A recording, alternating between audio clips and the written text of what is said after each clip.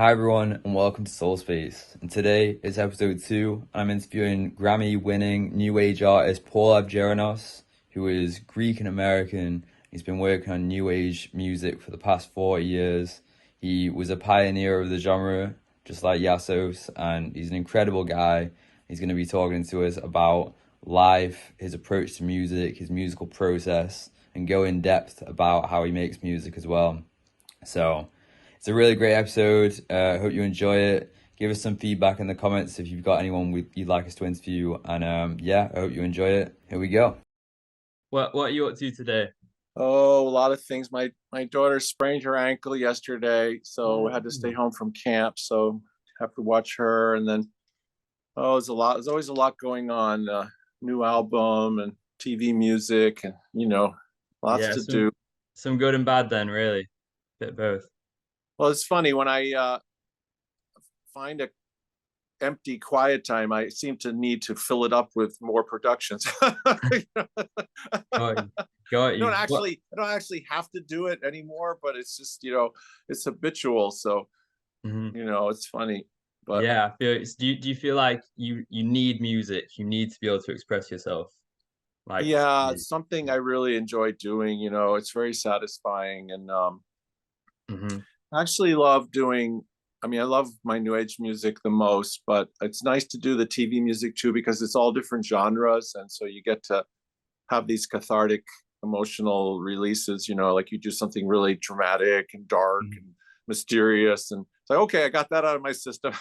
Yeah, that's amazing. Do you primarily work with like instruments or synths for the TV music you're doing currently, or a mix? Yeah, the TV music is for library, so it has to be done very quickly. So I mostly use a lot of synths, or I will play guitar, bass, I'll sing, do keyboards. So it has to be something that I can do. It's not worth jobbing it out. Got you, got you. Yeah, And is that usually you're given a brief, or do you sort of set your yeah, own yeah, brief? exactly. A brief, like right now, I'm doing dramatic orchestral music, ticking tension, dramedy, uh, Appalachian music, which is like kind of a mid South kind of.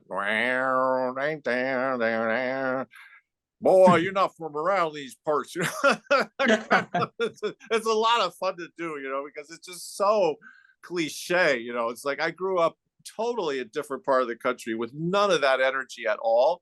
So Yeah. it's so fun to like channel that, like, okay, let's go work on the still, Jethro. It's just really bad.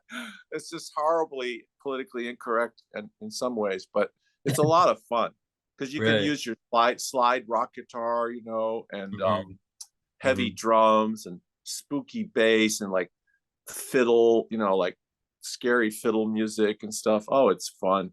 Wow. So you feel like you use the whole kind of breadth of your versatility, like with everything you're working on at the moment. You use every skill you. Yeah, it's fun. It's fun. Mm. I grew up playing with rock bands and jazz bands and classical orchestras, so I've got all that in my DNA. So it's pretty cool. Like, I mean, I can go full on rock, even not full on metal. That's not really my thing, but I can do like classic hard rock and stuff. I like doing that. Nice. I read you toured with Buddy Rich like back in the day. Is that right? Yeah, I did get to play bass with him. That was amazing. Yeah, so Mm. good. Yeah, I was gonna ask, so with your sort of rock background and working with bands, like how did you end up transitioning into like new age spheres and working on that sort of thing? Yeah, well, I loved electronic music starting in about 74 when it was very primitive. You had to plug the synthesizer parts together, modular synthesizers, and Hmm. you maybe had a 2-track tape recorder if you're lucky. And so I just loved doing this experimental electronic music. And we didn't have a genre name for it. We just called it, electronic music or space music or just Yeah. mood or whatever. And then in the 80s, when it became a genre, with Enya and Vangelis and all those people, Vollenweider, then I was like, oh wow, this is like a thing, this is, I could do this. I got with a small label, started releasing cassette tapes back then. We didn't even have the CDs, so we released these cassette tapes. Mm-hmm. And so I built my first studio with that in mind, that I'd have the equipment to do my own thing, and then I would pay for it by renting out the studio and doing productions for other people in whatever genre I could pass muster in. I Mm-hmm. wasn't very good. I wasn't much of an engineer, so I charged very, very little money. So I basically practice on people. Got you, got you. So would you physically play all the instruments in your original compositions, or would you have other instrumentalists work on it? Yeah, in the very beginning, I would just do everything myself because I had no budgets, and there was no money to do it. So I just do it with samplers and synthesizers. Hmm. But then when I got my first decent record contract was with Hearts of Space Records in 1990. Hmm. There I hired some really great musicians, David Darling, God bless him, and Omar Farouk Teklebek and Brian Keane, and so just outstanding musicians played on that record. So that Hmm. was very cool. Brilliant, brilliant. So I was gonna ask, in terms of like going all the way back to your sort of roots, or like your childhood. I read in another interview, that your father once read you a poem. It was a Morning Star poem. I think it was in an interview in 2016. And I was just wondering, like off the back of that, were your parents like quite artistic then as well? Were they into poetry, into literature, or into any artistic mediums particularly? Yeah, my mother, bless her, was a very good pianist, and she was classically trained, in the normal piano lessons as a child. But Hmm. she was also a fabulous visual artist. She could sketch you in like 5 minutes, and it was Wow. beautiful. Yeah, she Hmm. had that gift. I did not get that. I'm hoping my daughter has it because she's pretty good at art. So it maybe skipped me, but she was very creative, great with words and literature. My father was an engineer, mechanical engineer. He was very precise and very exact, and he gave me that engineering side, about like being rigorous. So Hmm. it's a nice combination because you need that in the studio, because, well, why isn't this working, or why does this sound horrible? How do you make it sound good? What are the technical reasons? What frequencies, amplitudes, signal path? So it was Mm. great. My father was creative too, but he didn't have the luxury of exploring it because he had to go to work when he was 13, and he had five sisters to take care of. The Greek island families, the oldest son had a lot of responsibility on his shoulders. Mm. It was tough, so he didn't have too much time to be an artist. But he had that in him. I just think he never had the time to express it. And then once he got older and had the time, it just was like, it's like, why bother?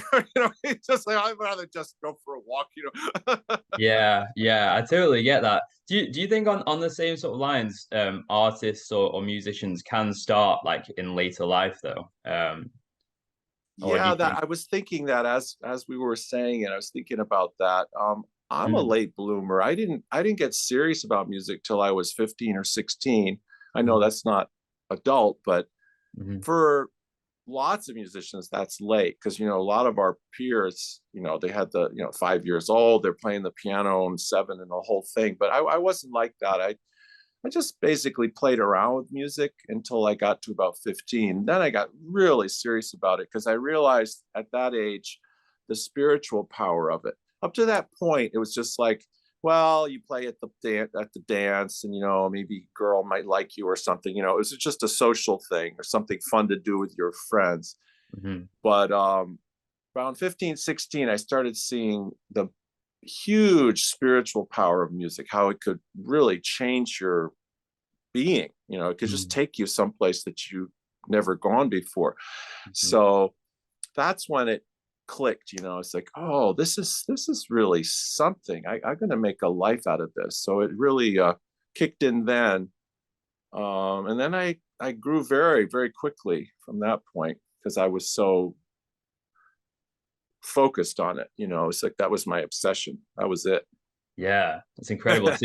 So you kind of held that focus ever since. You feel like it's a spiritual channeling that you feel like you've had ever since that moment, really. Yeah, exactly, George. It's my main path to finding peace of mind and feeling a connection with the divine, connection with the universe, Mhm. deep connection with nature, and processing my own inner energies, all our emotions and our desires and our frustrations and all that. Music just expresses all that. It soothes it, it heals it, it guides it, it informs it, it illumines our inner being. And Mhm.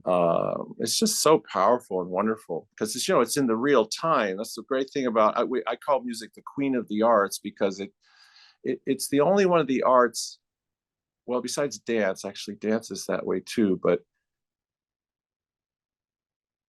moment where literature is something, you read it later and then it becomes now, but there's Mhm. something very immediate about music that's very powerful. I suppose like live music, especially, do you think? And I think we're going to have a resurgence of live music after, because of the COVID lockdown, but also because of AI. That uh, once people get sick of Drake songs being created by computers, they're going to be, what? I don't want to hear a computer. I don't want to hear. I want to go see a real person with a cool band, Mhm. you know, knocking it out Absolutely. of the park live. That's gets me excited. Me Like too. when I was a kid, when I was 16, I went to see, John McLaughlin Mahavishnu Orchestra in a Mhm. small venue, and I ran right up to the front, and it just changed my life. I mean, that one concert just boom. It's like, okay, that's it. I'm done. I'm doing music. I'll never be as good as this guy, but I'm doing it. That's amazing. That's amazing. So, Yeah. are you a firm believer in, say, if you're recording something or you're creating music, you're always playing something live? Like, how do you feel about sort of looping things and kind of playing over the top Yeah, of loops and sort of thing? that's a good point. Yeah, I use loops and I do cut and paste stuff, but I always have some major portion where I'm playing this in real time, like even if one part, let's say there's a big section that's repeated by a paste, I'll go in and I'll play overdubs manually through Mhm. it. So there's something changing. Yeah. Yeah, I always, right behind me in my studio, there's a full keyboard, 88 keyboard, separate monitor and mouse, and then I can play back there, and then I spin around this way, and I Mhm. can have another mouse and keyboard and the board and the whole deal. Nice, nice. Uh, yeah, yeah. So yeah, I'm a believer in that. I know people are doing ambient music, like all with the loops and stuff, and it's cool for a limited time, but I think it's hard to keep it interesting past about 4 or 5 minutes. Yeah, I get you. Have you ever listened to William Basinski off the back of that? I don't know him, but I have heard some things. The other day, I somehow came across this YouTube video, and Mhm. it was just a shot of all these synthesizers and keyboards, and the lights are flashing, and it said, it was like basically machine created performance, and it went on Mhm. for 5 hours. As I was listening to it, I've I said, seen it was that. pretty good. I was like, wow, this is actually really good. And I Yeah. went for a walk. And I said, you better keep those, save those royalties because maybe they're coming for you, Paul. Yeah. It's like You- if anybody could do it, then it's interesting. It's very humbling, and democratization. It's a democratic evening of the playing field. Because when I started, all this stuff was very inaccessible. It's like Mm, you couldn't get in a real studio. I mean, they wouldn't even let you in. I mean, you were in or you were out, and most of us were out. yeah. You go knock on the door, they'd be like, "Who are you? Go away!" you know. Now Yeah. you can build your own. You get Logic Pro or whatever, and you set up your studio on your laptop, and it's pretty amazing. But I still think at the end of the day, quality rises to the top. I've worked very hard to develop my own style and sound. Hmm. And people tell me they recognize it, after about a few seconds, like, oh, I bet you that's Paul, because there's certain a signature to it. Yeah, Yeah. yeah. Uh, what do you think the sort of characteristics are of your catalog, specifically that specifically characterize like, or even when you get on the keys or on the synth, like what is it that immediately you feel like you go to, or do you not go to anything? Is every new creation like a whole new process, you feel? Yeah, I think there's a lot of continuity, which is why you can identify it. There's a feeling of we're leaving the physical realm. Mm, We're activating the spiritual vibrational consciousness, and we're mm, disconnecting from the physical, and we're going to our true nature, which is pure consciousness. mhm, And we're using the vibrational art form of music to connect with vibrational truth of existence, because this looks solid, these fingers, but it's actually subatomic particles moving at the speed of light. mhm, mhm. So you lose it. It looks very solid. I mean, you clap your hand and you touch the board and see everything seems very solid, but we know clearly, it's been proven categorically, that none of this is solid. Of course, the ancient rishis knew that without machines. They found it in deep meditation, which is Mhm. actually pretty amazing how they figured that all out. But Mhm. Wow. so I think my music endeavors to take us there. I'm endeavoring to take myself there, and hopefully you can come along for the ride and enjoy the enjoy the ride.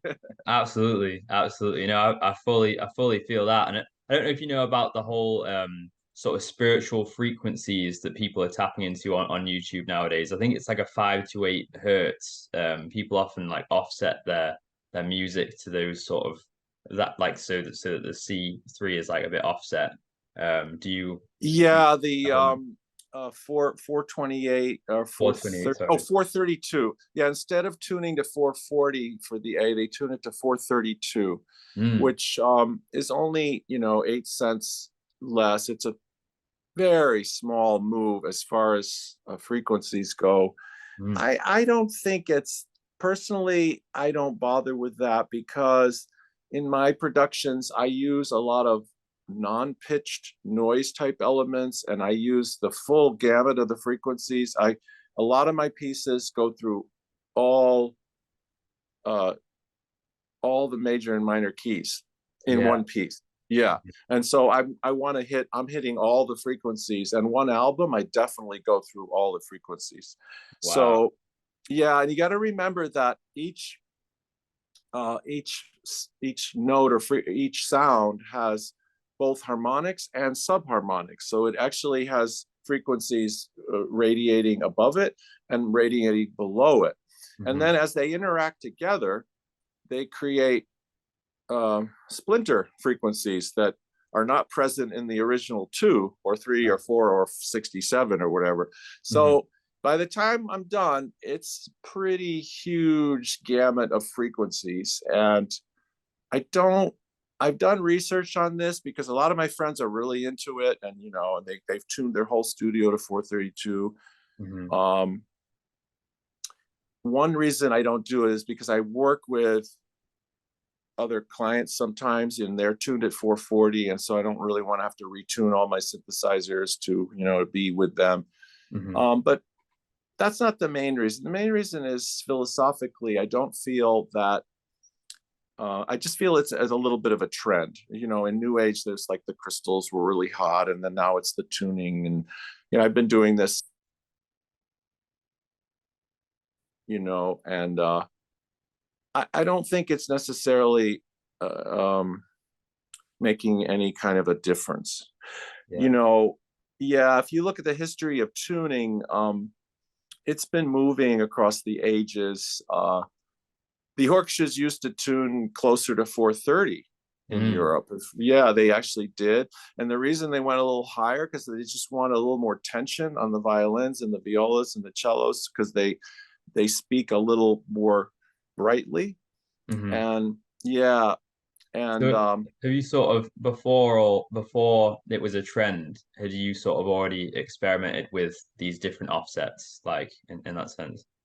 no, I hadn't, because it seemed to me it's more important to focus on the channeling of the creative flow, because Mhm. you can be tuned to 432 but not make an interesting piece. So what, Yeah, I'd rather focus on channeling something really beautiful.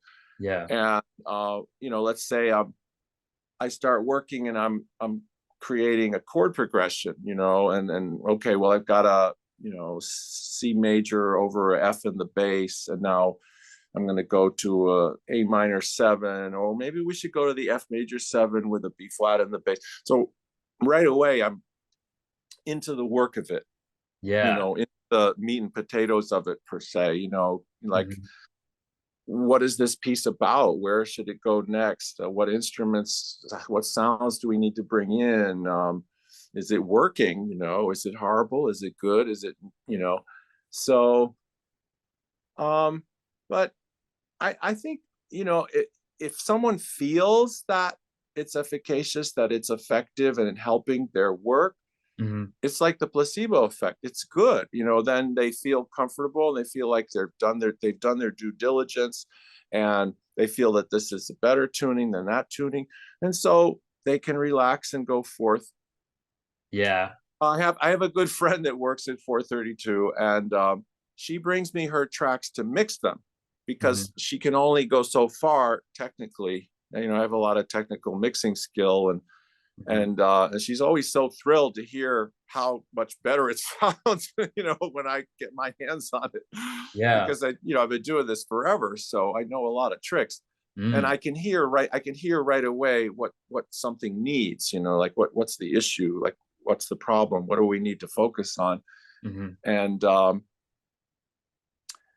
Is uh, is that like I sort of don't I don't feel any different listening to her music at 432 than mine at 440. Because it's more the differences in style that I feel. Her yeah. choices, her aesthetic choices, and the way she plays the piano and the way she sings has a huge effect on me. I feel that strongly. But the Mhm. 432, I don't really feel, Have you because ever because just I've produced the same singer at 440, yeah. and the same energies are there. So I Yeah. produced her. Yeah, I've produced her on my albums. Like, she sang on my Devotion album. I'm Mhm. talking about Aurelia's Light, and she Mhm. sang on my track called um, oh, the love track, Only Love. Yeah, Only Love. Mhm. She sang the lead and the backgrounds on that, and it's gorgeous. Mm. And I When don't think you it would. Yeah. oh sorry, go on. No, I was just, yeah, I don't think it would be any better if we'd done it at 432. Yeah. Did It you was ever just, try like pitching her up or her mixes like just to test it or not? no, I wouldn't feel the need, because Yeah, yeah. yeah, I mean, I pitch shift stuff all the time. Like, I'm Mm. working on a huge Christmas album right now, and a bunch of vocals have come in, and I've been mixing them and editing them, and I've recorded a bunch of my own vocals, and I tend to flat a lot, so I Hmm. had to lift myself up, sometimes 8 cents, which is the difference between 430, and it's like, I don't feel a spiritual difference. I'm just like, it's in tune. That's what I Yeah. feel. That's what I'm How listening for. I'm listening for, does it sound better in tune with the rest of the track? And the emotional, spiritual effect of the track is baked in, because that's Mhm. in the performance. Yeah. So the way I look at it is, the actual frequency is really just the engineering side. It's like, I'm Hmm. going to lift this up a little because it's flat in relationship to that, or I'm going to lower this because it's high in relationship to that. Or, I don't like that note, I'm going to drop it a half step, or a whole Hmm. step, or up a half step, you know. Got you. So, Yeah, yeah. I suppose it's better to try it out afterwards, maybe, or try pitching it up or down afterwards. But I suppose what you're starting with, you just want to allow yourself to just let the creativity flow with it, I suppose. Yeah, exactly. When, like, I set up a mic here and I start singing overdub vocals, and I'm trying to just channel the most beautiful energy that can pass through this body right here, you know, in real time. And Yeah. yeah, I'm just, I have notes in mind. I'm trying my best to hit them, but I'm also trying to hit them with the right energy, the right vibe, you know, the Hmm. right amount of breathiness, the right amount of laid back or not laid back, depending on the situation. Hmm. And then, you know, once you've recorded enough or you feel is enough, then you switch hats. You become the engineer Hmm. and you look at it cold light of day. It's like, okay, that you got to delete that. Never play that to me again. It's like that that little phrase is not salvageable. Just delete it. You know? So you make a region and you mute it, so you never have to listen to it again. But then there's Yeah. a bunch of others like, okay, that's not bad. There's a click in the middle of it, but I think we can fix that. And that part's flat and that part's sharp, and it's a little early and a little late. But I think after we fussed with it, you know, for 20 minutes, it's going to sound great. I hear you totally. Do you Yeah, feel like yeah, that's yeah. in when you're in that mode where you're doing your own vocals, do you tend to do a take, then sit down and have a look at it, or do a lot of takes and then become the engineer for a more like prolonged amount of time after that? Yeah, exactly. I like to record as much as in my heart, you know, like before I start, I'm thinking like, okay, I want to do, let's say I want to do a boom, boom, boom, boom, boom kind of bass part over this whole acapella. And Mhm. so we're just going to work through it, you know, recording ideas that work for each phrase. And then we listen to them and we fix them as we go to make sure we have enough. But I don't fix them perfectly, just good enough that I know I can fix it perfectly later. And when I get to the end, then I put it back on the speakers, take off the headphones, and then go into serious fix mode. Mhm. And then if I find something that I can't fix, then I got to go back and re-record it. Mhm. But most of the time you're going to get, you know, like 95% of it, 99% of it if you do it that, if you go phrase by phrase, because you're checking it as you go. Mhm. If you do too much without checking it, it can be a little disconcerting because you might find like half of it is not good and needs to be resung. So it's nice. I like to do it in line, as it were, you know, like get these 4 beats or these 6 beats, let's get them, let's go on to the next one and the next one. Mhm. The part I'm describing actually was a little tricky because it was like really moving up and down in the range, you know, from low to high. And so Mhm. it took a couple hours to get it where I needed it. And even yesterday I made some more repairs in it, you know, but to take it even further Mhm. towards an ideal. This for the But Christmas album. yeah, thank God for Pro Tools there. And Mhm. then there was another part I recorded on the same acapella that was just like a simple baritone tenor part. And that was done quickly. I didn't need too much fussing because it was easier to sing. Mhm. So, you know, it all depends what you're trying to do. If I'm Yeah. playing, yeah, if I'm playing cello, it's going to take more work because I don't play strings much anymore. I'm out of shape. So I have Mhm. to do more studio fixing. Got you. Yeah. And so is your Christmas album your main sort of focus at the moment, or is it like is it day to day a different thing? Yeah, the Christmas album's almost done. So Nice, I nice. started doing a little TV music to take a break because you know you want to not listen to it for a while because you get sick of it and you Mhm. might actually ruin it because you think it needs more, but it's actually really good and you don't know it because you're too close to it. Yeah. So I'm at that point, yeah. Except this one piece I was describing, I actually let go of 140 tracks of female vocals and started all over again because I just wasn't Wow. happy. Yeah, I just Wow. wasn't happy with her whole direction.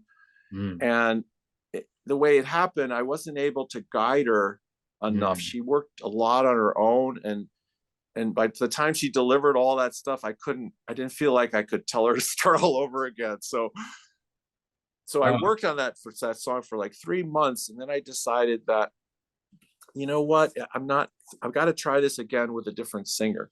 And so I Mm. did, and I'm really happy with where it's at now.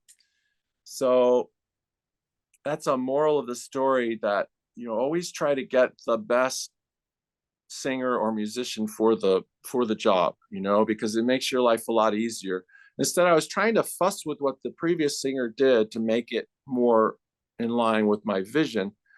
But when I got the right singer, she got my vision and she just nailed it. She nailed it. So Nice. all I had to do was the normal Photoshop pretty up process. Got you. So what Yeah. was the sort of direction you led her with initially? Was it what did you write lyrics for it, or did you have like notes or like a top line that you'd already written for her to sing to, or Yeah. I gave her a bed track, which is got everything except the vocals. It has the melody in it. It's a classic Christmas song, so she knows the melody. It's one of the famous chestnuts, Mhm. and God rest you, merry gentlemen.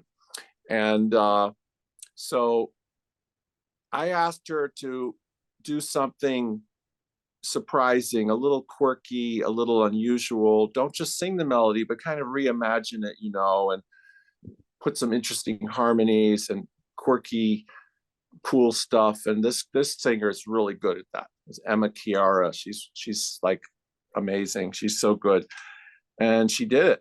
And so it's really nice. The process. I love this part where a song that for me was like the worst song on the album has now become one of the very best. And I'm Wow. gonna, yeah, because now it starts. The song starts with full on a cappella. So Hmm. it's very pentatonics, Hmm. not as aggressive as their version, but it's full a cappella, and it's really a great beginning because it's just all real voices. But it's Fantastic. nice though. It's 14 songs. It's quite a quite a big album, and a lot of variety, a lot of diversity, which I Hmm. don't usually do. Nowadays I try to stay more focused in the style guide, but this I've never made a Christmas album in my style, so there were so many avenues to explore, and Yeah. they're all in this album. So it's got everything from groovy little, electronica, Indian, fun little beats with grooves and known melodies, all the way to full on space music version. Wow. Yeah, yeah, yeah. So it's pretty broad. Do you feel like it's your most diverse album to date at this one? uh, Most diverse within the last 15 years. Got you. Before that, 20 years ago, I used to do this a lot because I hadn't read the memo. I didn't get the memo The that rule Paul, you're book. all over the place. You gotta focus. The best one way, of I my, think. my one of my favorite mentors gave me a great little tutorial, and of course, I rejected it when I first heard it. But then about 5 years later, it never left my mind, and it finally sunk in. So he said, "Okay, Paul, before you start an album," this was after he was helping me with one of these giant kitchen sink albums that was all over the place. He said, "We know what you ought to do is before you start, you got to answer 3 questions. So, uh, who's going to listen to this album? Who are these people? Can you picture them in your mind? Do you have a demographic? Do you have any idea who these human beings are, what their lives are like, what they like? Mhm. What would they be like if you were hanging out with them? Number two, what are they going to be doing when they're listening to your album? What are they going to be doing? And third, how is it going to serve them? How is Mhm. this album going to serve them? Mhm. So your current album is going to confuse them because it's all over the place. They're going to be like pulled this way, and well, you know, it has more to do with success also as an artist, because when you're starting out, see, back then I was completely unknown, and he was trying to help me develop a brand to Mhm. get more success. And so, once you're successful, you could do anything you want, right? You can release an album that has every genre under the sun on it if you want to, and Mhm. your fans will listen to it. They may not like it, but they'll probably check it out. But so he was trying to help me, with the career success, which I really needed at that time. So I think it's a good it served me well, because after I started doing it, I noticed my streams and sales started going up precipitously, Mhm. because I think I was more focusing on the listener. Like, how can I help somebody that might come across my music? How can I help them the most? What kind of a track will help them? And Mhm. then I've seen that the most successful tracks, the one that gets 100 million streams, is one of the simplest Mhm. in my case. It's not the one where I threw in 190 tracks of vocals and the whole spiel, you know. Do you feel like the genre of new age is growing in that sense, or like the world's need for those like pad washes is growing for the world in that way? Yeah, exactly.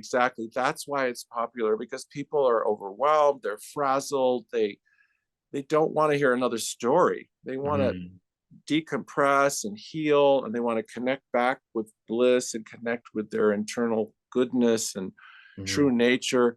They don't want another story. No more, don't tell me another story. My whole life is stories. Yeah, yeah. My kids are telling me stories. My boss has stories. Everybody, it's like, and then I watch TV and there's more stories. I So suppose yeah, it's it's very that liberating. It's very healing and liberating. that kind of like logical intake for people. Like I suppose we receive so much. We intake more information than ever. It's more just like, yeah, we just need stimulus in like a spiritual and emotional sense, I suppose. Now, Yeah, you can think of it like it's an environment where you can make your own story. If you mm. would like to have a melody, you can hum one in your head. You can sing one out loud over my beds any day of the week. The chords Oh, are all there. Matter of fact, you can write beautiful melodies because I give you chord changes. It's not just one chord, but there's changes. But you absolutely, don't have to do it. You could just absolutely. enjoy the peace and quiet. I feel that. There's that old saying that's so poignant. It says the best music, or the best music approaches the nature of silence. In Mm, other words, it gives you that feeling that you get from silence, wow. because silence is hard to come by for most people, because there's the noises, the cars, neighbors, family. I Hmm. live in a very quiet place, so I actually get to enjoy a lot of actual silence. But Yeah. um, you know, I often say, like, I say that about my track. It's like I say, Paul, that's very good. It's almost as good as silence, which to me is a huge compliment. So if I say Yeah. that to an ambient artist, they may think I'm being, you know, facetious, but it's actually a huge compliment. I If feel your like music, yeah, I was silence is golden. if you have a really close connection with another person, obviously being able to be comfortable in each other's silence is important, right? And so it shows it's that close. There's an intimacy with the music in that sense. Yeah, that's a great analogy. Yeah, if you're really close to someone, you don't need that many words. It's just a Mhm. lot goes unspoken. You're just at peace together, and Yeah, it's beautiful. Yeah, it's very much like that, George. Yeah, that's a great analogy. yeah, brilliant. I've just got a couple more questions. So I was going to ask about Greece and the fact that Vangelis, Yassos, Yanni, and I believe a lot of other new age musicians are from Greece. And I was wondering if you feel like, well, were you influenced by Greece to create new age music? And do you think there's a reason why they were as well, just being from Greece? Yeah, that is interesting. A lot of those artists inspired me greatly, and Mm, Greece is an interesting crossroads between the West and the East. It has a tremendous amount of Middle Eastern energy in the culture, but it has foundational elements of democracy in the West, and it's located right at the crossroads too. So mm, uh, when you grow up in that culture, there is this beautiful, esoteric, mysterious haze around the Greek Orthodox Church, for instance, because the Greek Orthodox Church is connected right back to Christ. It's the original church that was started by St. Paul, and it hasn't changed since. It's mm, very Orthodox, and mm, so there's a mysticism to it that's connected to the Gnostics. The Gnostics from the Middle East, who were in the first century, mm, were very metaphysical and spiritual and non-physical. They were very Advaita Vedanta, very Hindu, non-physical, spiritual wisdom. And so I think that is present in the culture, even though it's a modern day culture, capitalist and everything, and materialistic. But mm. under the hood, for instance, in the church has that. Like, if you ever been to a Greek Orthodox service, it's very mystical. there's a lot of mystery around it. Stuff happens behind the screen where you can't see, that's a symbol of the unseen. You got the Wow. incense and chanting. Oh, the chanting, it's really Greek cantors, like, so cool. Mm, Deep voice, and it's like mantras going on for an hour. mm, It's hypnotizing. yeah. And yeah, so there's a lot of mysticism there, and this feeling of connection with Israel, with the Middle East and the cradle of civilization, the Hmm. Mesopotamia. You feel that, Hmm. and the mythologies, are so poignant, are so powerful. So Yeah. my first serious album was, based on Homer's Odyssey, Muse of the Round Sky, Hmm. which I loved that book when I was a kid. My father's from the island of Kefalonia, so Ulysses is the king of Kefalonia and Ithaca. And Right. my family's from that island, so for me as a kid, I was like, "Oh, this is too cool," So this is very real to me, sirens and muses and all and Athena, the goddess of wisdom. It's like, "Oh, this is great." Wow. So yeah, yeah. So I did tone poems. I took my favorite chapters from the Odyssey, like the Lotus Eaters and Well of Souls, and I did a tone poem on the chapter. How I Wow. felt with that chapter and the mystery and the awe and everything. And What was that uh, album called again? Muse of the Round Sky. Brilliant. No, Muse of the we'll have to go back to that with that in mind now, because that's Yeah, yeah. There's some cool tracks on there. That has Omar Farouk Teklebek from Turkey. He's a fantastic Middle Eastern musician. And yeah, that album really launched my career because it touched a lot of hearts. People were like, "Oh, this is really cool," because it had this authenticity.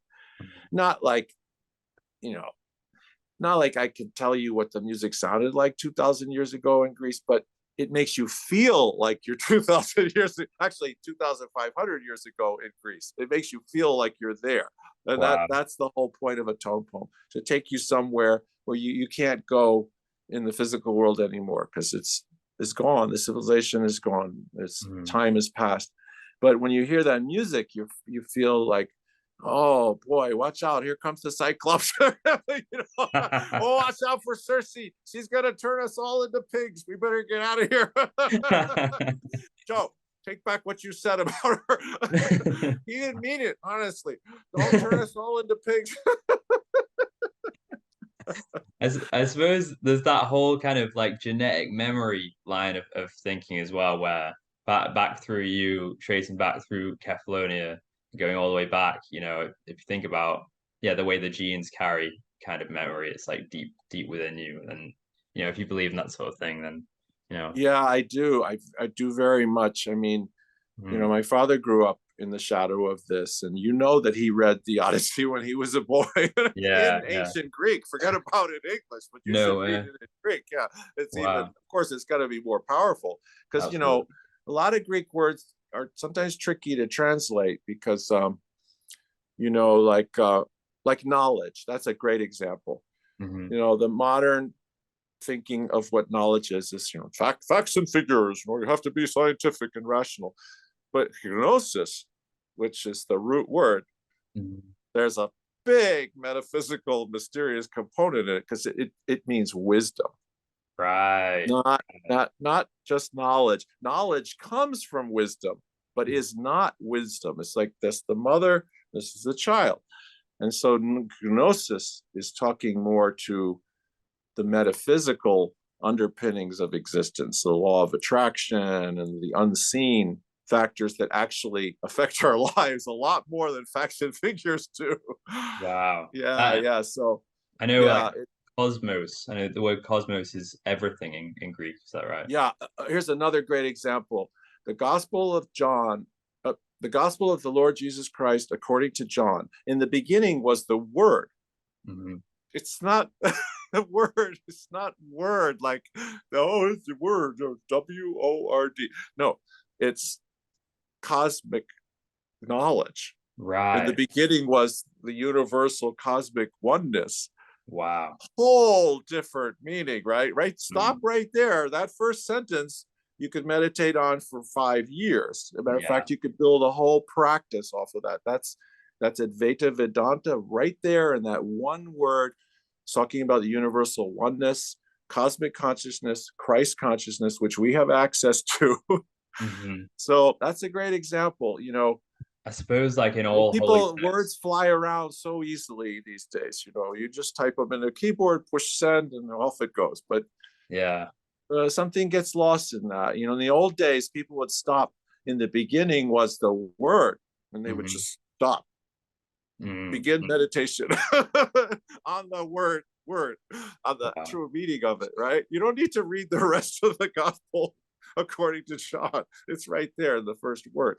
Wow. So yeah, that's the kind of energy I try to put into my music. That kind of ultimately I'm hoping that when someone listens to it, it transforms them against their will, as it were. Like I got this great message years ago. This is like 20 years ago. Some guy wrote me and he said, I was listening to Muse of the Round Sky and I had a spontaneous chiropractic adjustment.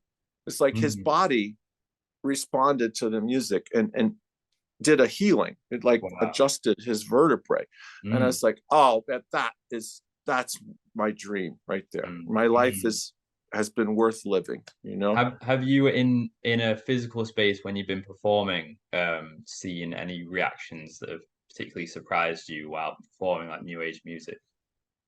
Well, yeah, I've never performed New Age hardly at all. That's one thing that Ah. separates me from a lot of my colleagues. Mm. I toured so much as a working musician, with classical and jazz and everything, Hmm. that when I got to my New Age career, I was like, okay, I'm done with that. I don't want to go anywhere. I don't want to see anybody. I just want to focus on making something worth listening to, Hmm. and that takes all of my energy. It Yeah. takes a lot of Are, energy for me. are But we able? also the other thing too is my music is not visual. It's like Mhm. there's nothing to perform. It's like, who wants to come and see me hit return hits the space bar on a computer? It's like, Yeah. yeah, there's if I were to do a live thing, I'd have to have fantastic projection screens and dancers and poets and someone painting a painting as we're doing the music. I'd have to make it into a performance, and Yeah. that's a big lift. It's a Definitely. big, It yeah, it it's would be very, beautiful though. I think people would appreciate it. Do you yeah. think perhaps like in a similar sense to being in a church or a spiritual setting, do you feel if you're just playing music aloud and you're in a room with other people, do you feel like there is a connection between you and other people when you're playing music, or do you tend to think that it's more like just for yourself, or the self, whoever is listening to it at the time? Yeah, that is the beautiful part of live performance. I've done a lot of church singing over the years. I led a choir for 20 years, and it is very beautiful, when you project your soul into the congregation and touch hearts and souls and connect with them on a beautiful, intimate level, a Mhm. devotional level. It's very beautiful. Yeah. Uh, it's kind of like, for me, it's like these two paths, and I feel that in order to do justice to one of them, I have to focus on it. I'm kind of I get Mm. overwhelmed easily, so I need to focus on my studio work to make sure I really do a good job. And if I'm going to perform, it takes everything. Like I did a series of jazz vespers where I played upright bass and sang the melody of jazz standards, and Wow. that Wow. took a lot of practice. I mean, I really had to focus on it. Like I had to practice the melody, practice the bass, put it together, and do a Mm. good job on it. So So you'd have to spend months on the performance really, and you'd have to stop the creative process really. But you have to. yeah, I think so. I think to do it well, it's a lot of time and money, and you've got to get backers and supporters, and you need promoters. And I mean, it's. I have friends that do it. God bless them. I don't know how they do it sometimes, but Mhm. um, I guess they work harder than I do. But um, yeah, I think it's. I saw a cool venue in LA when I was out at the last Grammys. It's called Mhm. Wisdom with an E at the end. Mhm. And it's these beautiful geodesic domes that have 3D projection capabilities. And so they were projecting these animated graphics with cool music on this 3D screen. So you're like flying through space, and Wow. there's Ati and there's Ganesha and there's the temple singers, and it Mm, was trippy. It was so powerful. You yeah. had to go outside after a while because it was just destabilizing. It just Mm, took you. It was like a trip, like a drug trip. So I mean, there you go. There's a venue. If you want to yeah. do what I do, If it's gonna that's happen, the venue for my if music for if there's a sure. one Paul Avgerinos show, it's there. It's got to be there. That would be the great place to, yeah, because they're all ready to go. They've got Yeah. the projectors, and they even have the video footage, ready to go, which would totally work with my music. Mm. So, you But know, I so never say never. Maybe you're inspiring me to do it. I hope so. I'll be there. I'll be there. Oh, Absolutely, if it happens. I swear. thank you. I was gonna say we've got 2 minutes left on like the second clock. I was wondering, are you able to show us your studio? Are you in your studio right now? Oh yeah, yeah. Let me turn this around here, and Wow. so let's see. This is looking into the two recording booths, Mm, mm, and there's my console. Oh, go this way. Yeah, outboard equipment. Oh, there's Sarasvati there on the wall. It's a mm-hmm, beautiful painting of Goddess Sarasvati. mm-hmm. And then right in the middle, there's a altar of Amma, my guru Amma, and more Sarasvatis, Lord Jesus, all the important characters. And see, Amazing. it's really nice because there's a sliding right out on the deck. You can walk Mm-hmm. right out on the deck. All these windows, and over here is a big window looking out on the forest. So all the rooms have windows, which is Fantastic. Yeah, really unusual for studios. beautiful. And so you're in like the silence. Are you in the countryside out there as well? Oh, very much. Yeah, there's about 10,000 acres of open space around me here. So it's in a giant reservoir. So it's really perfect. Amazing. Hard to get Beautiful. that on the road. Yeah, I can imagine. I can imagine it. We're gonna have to wrap up. We've got 1 minute Yeah. left. Just Well, it was just great. quickly. Great talking with you. And you, thanks so much for your time, Paul. I've got one final question, which is the brand's called Soul Space. We were wondering what your soul space is, or where would be your soul space? Where is your space where you feel most in tune with your soul? My soul space is at the foot of God Almighty, at the foot of the Lord, dancing in bliss, in oneness with the perfect bliss that is our true nature. Fantastic. That's brilliant. Amazing answer. Thanks so much, Paul. I appreciate your time. I Thank hope you have a you, great day. George.